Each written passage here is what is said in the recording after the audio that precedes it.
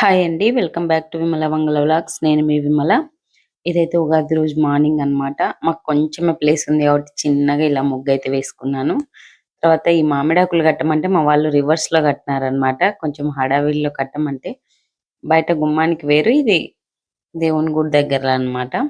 Morning అయితే ఇంక ఇల్లంతా క్లీన్ చేసుకొని ఫస్ట్ అయితే దేవుడికి దీపం పెట్టాను. అన్ని పటాలన్నీ శుద్ధి చేసి. బట్ ఆ వీడియో తీయాలంటే చాలా టైం అయితుందని తీయలేదు. ఆ తర్వాత అయితే నేను ఉగాది రోజు కంపల్సరీ భక్షాలు చేసుకుంటాం కదా మనము. సో ఒక 2 గ్లాసుల శనగపప్పు అయితే తీసుకొని భక్షాలకైతే కుక్కర్ పెట్టుకున్నాను. మా అమ్మ వాళ్ళైతే మంచిగా ఉగాది అంటే ఒక అద్దెడు, సాలెడు అంటే అరపడి అలా ఇలా పోసేటోళ్ళు. ఎందుకంటే పల్లెటూరులో అయితే మంచిగా భోజనం అంటే భక్షాలు ఇవన్నీ పెట్టించుకొనికొస్తారండి ఊర్లో. అందుకు ఎక్కువ వంటకాలు ఎక్కువ చేస్తారనమాట. తర్వాతయితే మా వారు కాఫీకి అంటుంటే కాఫీ పెట్టా. నాకెందుకో వాటర్ తాగేసి ఎక్కువ కడుపులో తిప్పినట్టు అయితుంటే కాఫీ తాగితే అసలు ఆ కాఫీ కూడా పడలేదు ఎందుకో మార్నింగు. అసలేమైందో తెలవదు. వామిటింగ్ అయింది పొద్దున్నే ఉగాది. నేను బాగా అప్సెట్ అయినాను. ఎందుకు వామిటింగ్ అయిందో తెలవదు. ఇగ మళ్ళా స్నానం చేసి మళ్ళా స్టార్ట్ చేసినా అన్నమాట వంటకం. సో ఇది పేనిరవ్వ భక్షాలు చేస్తున్నాను నేను. 2 గ్లాసుల పేనిరవ్వకి 2 గ్లాసుల మైదా పిండి అయితే తీసుకోవాలండి. ఈ పేనిరవ్వతో చేస్తే ఏందంటే భక్షాలు మెత్తగుంటాయి. ఎంతసేపు ఉన్నా మెత్తగుంటాయి. నేను చెప్పాను గదా! మా సైడ్ పేనిరవ్వ అయితే దొరుకుతుంది. ఇక్కడ దొరకదు గానీ చాలా సన్నగా బావుంటుందండి. ఒక 2 గంటలు, ఒక గంట, గంటన్నర నానితే మంచిగా లూజ్‌గా చాలా బాగొస్తాయి భక్షాలు. ఇంకా పల్చగొస్తాయి. నాకు మరీ పల్చగా రావు గానీ పర్లేదండి. నిన్నైతే భక్షాలు బానే కుదిరినాయి. కాకపోతే కొంచెం లూజ్‌గా తడుపుకొని పైన బాగా ఆయిల్ పోసి ఒక గంట నానబెట్టాలి.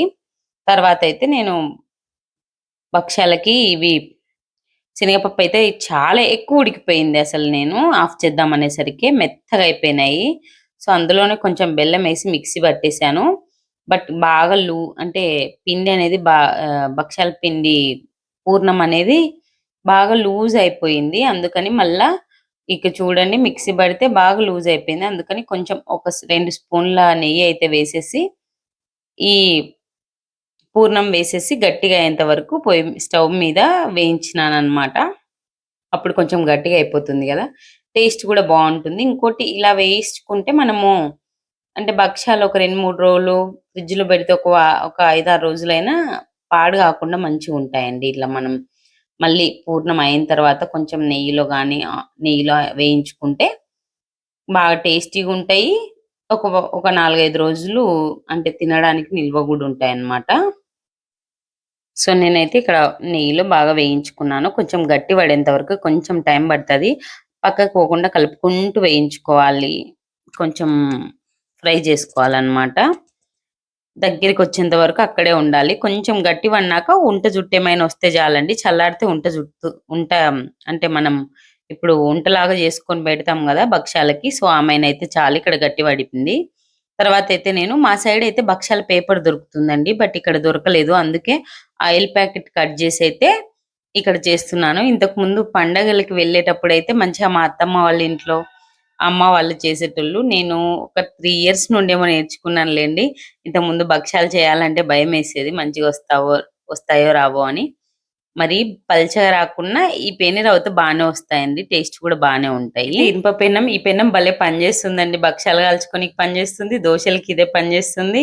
అంటే చాలా మల్టీ పర్పస్ బాగా యూజ్ అవుతుందండి ఇది ఇనుప పెన్నం అయితే. సో, కొంచెం ఇక్కడ లైట్‌గా పూర్ణం బయటకొచ్చింది. కొంచెం పల్చగా చాలా టేస్టీగానే వచ్చినాయి. కాకపోతే నేను అందాజుగా కొంచెం బెల్లం ఎక్కువేసినాననమాట. దానివల్ల కొంచెం స్వీట్‌నెస్ ఎక్కువయింది. సో, అసలు ఉగాది ఎందుకు చేస్తారంటే, చైత్రమాసం శుక్లపక్షం పాడ్యమి రోజున అంటే విధాత బ్రహ్మదేవుడు ఈ జగత్తును సృష్టించాడని నమ్ముతారంట. సో, సోమకుడు అనే అతను వేదాలననేది అంటే తస్కరించడం అంటే మీకు తెలుసు గదా! తీసుకెళ్ళిపోయినాడంట. సో, మత్స్యావతారం అంటే విష్ణువు మత్స్యావతారం ఉంటుంది గదా! సో, అలా మత్స్యావతారం ధరించి విష్ణువు అతన్ని అంటే ఈ సోమకుడు అనే అతన్ని సంహరించి వాటిని తీసుకొచ్చి మళ్ళా బ్రహ్మదేవుడికి కూడా అప్పగించినారంట ఈ ఉగాది రోజునే. అందుకే ఈ ఉగాది అనేది ఎక్కువ జరుపుతారంట. పురాణంగా ఇలా చెప్తారండి. చైత్రశుద్ధ పాడ్యమి రోజున సూర్యోదయ వేళలో బ్రహ్మదేవుడు ఈ సృష్టిని సృష్టించాడంట. సో దాని ప్రకారంగా గ్రహ నక్షత్ర ఋతు మాస వర్ష వర్షాదికులను బ్రహ్మదేవుడు ఆ రోజే వర్తింపజేస్తాడని నమ్ముతారంట. అలాగే కాకుండా వసంత ఋతువు కూడా ఈ రోజు నుండే ప్రారంభం అవుతుంది. అంటే ఉగాది రోజు నుండి వసంత ఋతువు ప్రారంభం అవుతుంది. సో అందుకే నూతన జీవితానికి నాందిగా ఉగాదిని అనేది జరుపుకుంటారు. సో అలాగే శాలివాహనుడు పట్టాభిషేకమై ఈ రోజే ప్రాశస్త్యంలోకి వచ్చిందని కూడా ఒకటి చెప్తారంట. ఉగాది అంటే 2 పదాలు. ఊగ అంటే నక్షత్రము, నక్షత్ర గమనానికి ఆది అంటే మొదటి అనేది. సో ఆ పరంగా ఉగాది అని పిలుస్తారంటండి.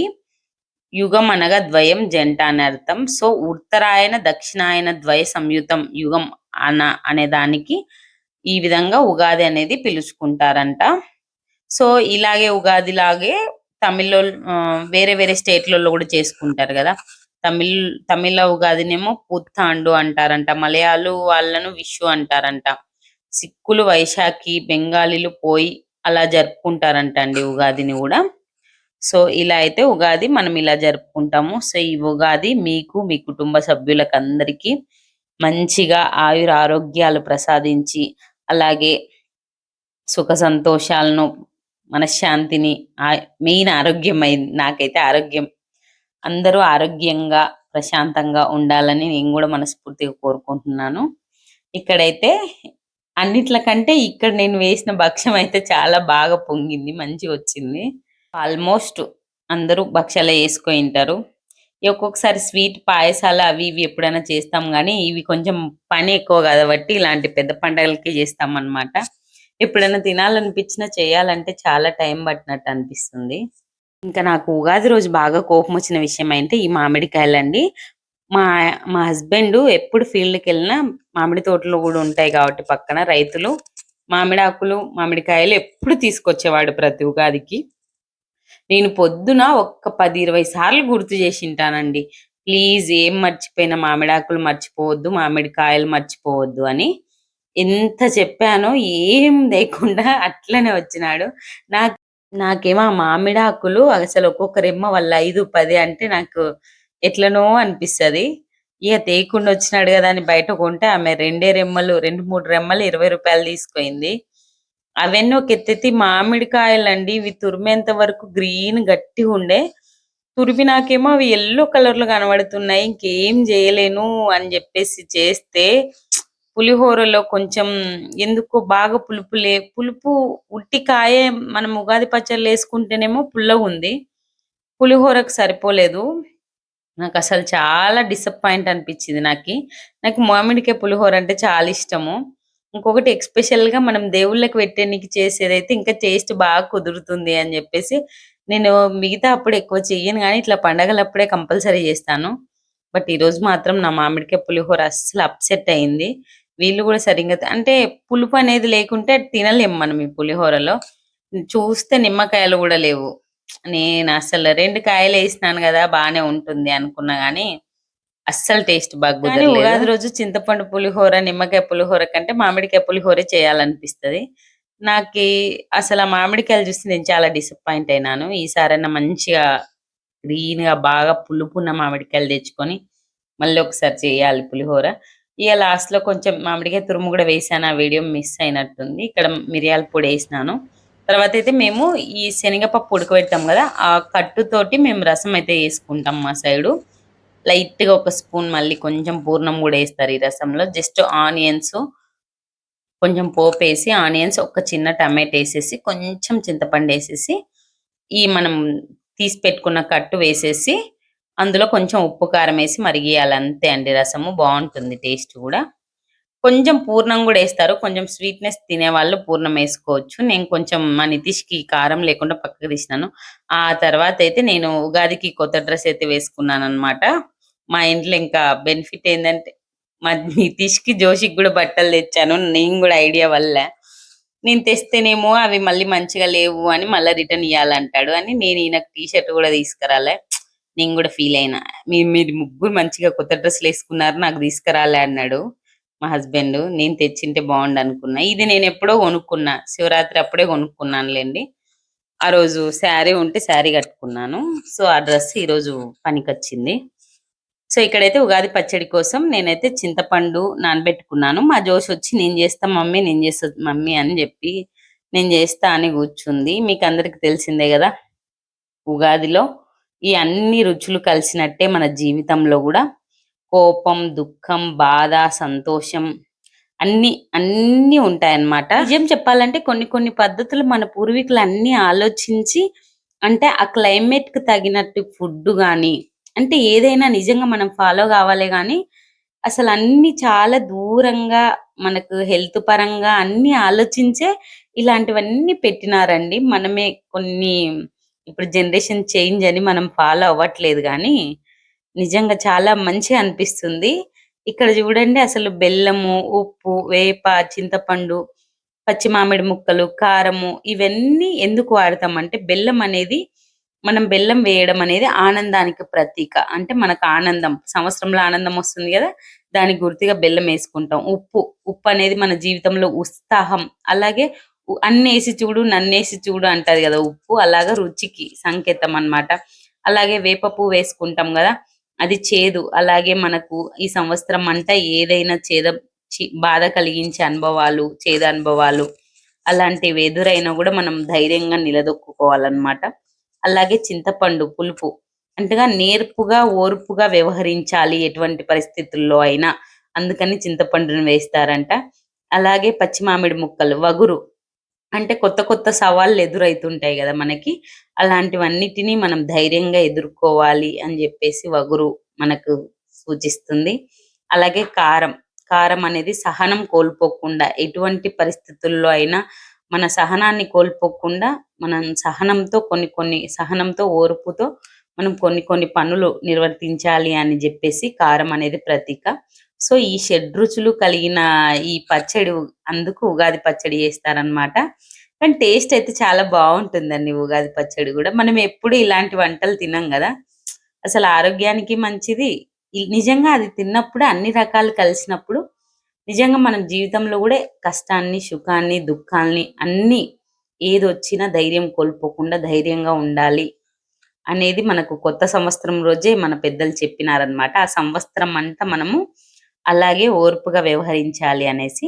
ఆ తర్వాత అయితే మేము ప్రసాదం దేవుడికి పెట్టేసి, ఇంకా అన్ని మేము పళ్ళెం వేస్తామంటాం, భక్ష్యాలు అన్ని దేవుడి దగ్గర పెట్టేసి టెంకాయ అయితే కొట్టిచ్చేసినాను మా ఇంట్లో వాళ్ళతో. ఇక తర్వాత అయితే అన్ని ఇక్కడ పెట్టాను. నేనైతే ఒక 10 భక్షాలేమో చేసినానులేండి. ఈ పులిహోర చూడ్డానికి ఇంత బాగుంది, అస్సలు సరిగ్గా కుదరలేదు. ఇంకేదో రసం వేసుకొని అట్లా తినేసినాం కొంచెం కొంచెం. తర్వాత మా నితీష్ బాబు అయితే ఖాళీ ఉండడు కదా, కొత్త డ్రెస్ మొత్తం green colour dress, green green colour paint అయితే పూసుకున్నాడు. అది ఉతికినా కూడా పోవట్లేదు. ఇక్కడ సేమ్ వాళ్ళ అక్కవి లాస్ట్ ఇయర్వి ఇట్లా ప్రాజెక్టులు అట్లా ఇస్తారు కదా, ఇవి మిగిలిపోయినాయి. సో ఇలాంటివన్నీ యాక్టివిటీస్ అన్న చేస్తా ఉంటాడు అని చెప్పేసి అప్పుడప్పుడు వాళ్ళ అక్క వాడు కలిసి ఆడుకుంటా ఉంటారు. ఇంకా పెయింట్ ఈ సైడ్ కు చూసి సేమ్ పెయింటింగ్ చేయమంటే అలా ట్రై చేస్తా ఉంటాడనమాట. లేకపోతే అసలు మార్నింగ్ లేచిన నుండి ఫోను, ఈవినింగ్ వరకు ఫోను. ఒక్కోసారి ఆ ఫోన్ తీసి పక్కన వాడేస్తేనేమో మనల్ని ఇంట్లో పనులు చేసుకోనివ్వరు. అప్పుడంటే మంచిగా నానమ్మలు వాళ్ళు వీళ్ళు తిప్పి ఆడిపిచ్చేటోళ్ళు. ఇప్పుడు ఇంట్లోనే అయితుంది వాళ్ళకి గూడా. తర్వాతయితే పండగేమో గాని బోళ్ళు మాత్రం తోమేటప్పుడు మస్తు విసుగొస్తుందండి. ఆ తర్వాతయితే ఈవినింగ్ మేము నగ్నూర్ అమ్మవారి టెంపుల్‌కైతే వెళ్ళినాము. దుర్గాదేవి టెంపుల్‌కు. ఈ టెంపుల్ నేను చాలా సార్లు చూసాను. బట్ మా జోషి స్కూల్‌కెళ్ళేది ప్రతిసారి.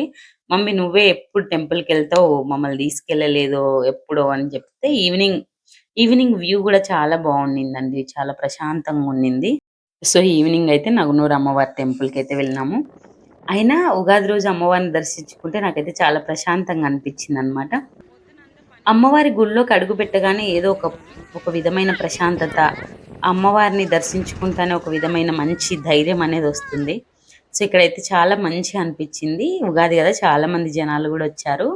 ఈవినింగ్ టైమ్ టెంపుల్ చాలా ఎన్ని సార్లు ఎళ్ళినాను గానీ నేను, ఈవినింగ్ టైమ్ చాలా బావుందండి. అంటే మార్నింగ్ ఎప్పుడు నేను ఎళ్ళేసరికి 10, 10:30 అయితది. ఎండకు అస్సలు ఆగలేము. ఇక్కడైతే సుబ్రహ్మణ్య స్వామి టెంపుల్ అన్నమాట. అర్చన చేస్తున్నారు అయ్యగారు. ఇక్కడ లక్ష్మీ గణపతి స్వామిని దర్శించుకున్న తర్వాత, శివుణ్ణి దర్శించుకున్న తర్వాత, సుబ్రహ్మణ్య స్వామిని కూడా దర్శించుకొని ఆ తర్వాత అమ్మవారిని అయితే దర్శించుకుంటాము. ఈ టెంపుల్ నేను ఒకసారి లాంగ్ వీడియో నీట్ గా చేశాను. ఒకవేళ చూడని వాళ్ళు ఉంటే చూడండి. ఇక్కడైతే అమ్మవారి మెయిన్ టెంపుల్ అన్నమాట.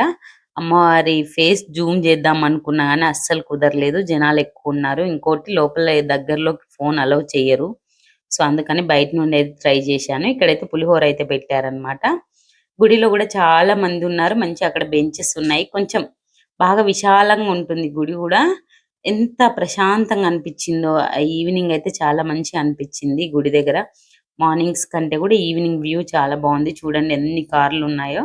చాలా మంది వచ్చారు జనాలు కూడా. నేను ఎప్పుడు ఈ గుడిలో ఇంతమంది అంటే ఫ్రైడే మార్నింగ్స్ అట్లా వెళ్తాను కానీ పండుగ కాబట్టి చాలా మంది వచ్చారన్నమాట. ఆ తర్వాత అయితే మేము ముందు రోజు ఒక డ్రెస్ తెచ్చుకోయింటిమి. అది రిటర్న్ ఇచ్చి మార్చుకోవడానికి అయితే చెన్నై షాపింగ్ మాల్కి వెళ్ళినాం. అక్కడ వినాయకుడిని ఇలా మంచి అలంకరించినారండి. ఇది మా ఉగాది వ్లాగ్. ఈ వీడియో మీకు నచ్చినట్లయితే లైక్ చేయండి, షేర్ చేయండి, సబ్స్క్రైబ్